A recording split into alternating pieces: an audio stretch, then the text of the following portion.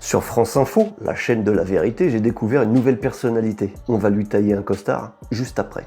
Regardez les tweets d'Elon Musk depuis plusieurs semaines. Il s'en prend au Royaume-Uni. Il s'en prend à Keir Starmer, le Premier ministre britannique, avec des termes d'une violence inouïe. De pédophilie. Il le qualifie de violent chef. Mais alors comment agir face à L'un lui des alliés des États-Unis. J'ai pas trouvé un tweet d'Elon Musk vis-à-vis de Vladimir Poutine ou vis-à-vis du président chinois. Une tentative de déstabilisation de l'Europe de la part C'est une ingérence flagrante.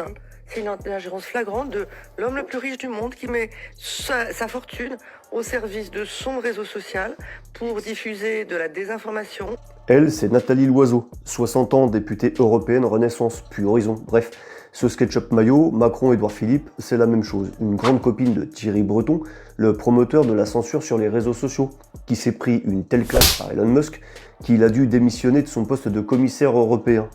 Pour elle, TikTok est un outil de propagande massive. Elle nous explique clairement que Musk a tort de remettre sur le tapis ce scandale étouffé en Angleterre. On parle de 1400 fillettes abusées par un gang indien. On a laissé faire par peur d'être accusé de racisme. Mais pour elle, faut pas en parler et le DSA est là pour ça. Passer sous silence cette désinformation. Son CV commence à Sciences Po en 1984. Nat se porte candidate du syndicat étudiant d'extrême droite UED, proche du GUD. Elle expliquera plus tard que c'était une erreur de jeunesse et personne ne se souvient d'elle. Elle se marie en 1992 avec Bertrand, dirigeant de la Banque mondiale AFD.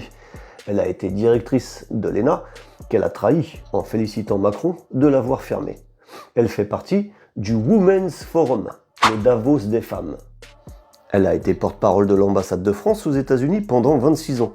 C'est une atlantiste décomplexée qui entretient des liens très étroits entre la France et les États-Unis. En 2017, elle a d'ailleurs été élue Young Leader par le programme d'échange phare de la French American Foundation, un repère qui élit chaque année les hauts potentiels appelés à devenir des leaders de demain.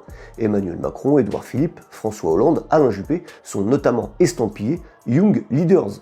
Ingérence étrangère. En 2024, alors présidente de la sous-commission sécurité et défense, la présence du logiciel espion israélien Pegasus a été détectée dans son téléphone. Ingérence étrangère encore une fois? Pour terminer, peut-être que si Elon ne s'en prend pas aux Russes et aux Chinois, c'est qu'ils n'ont pas autant de problèmes relationnels avec leurs enfants. À bon entendeur.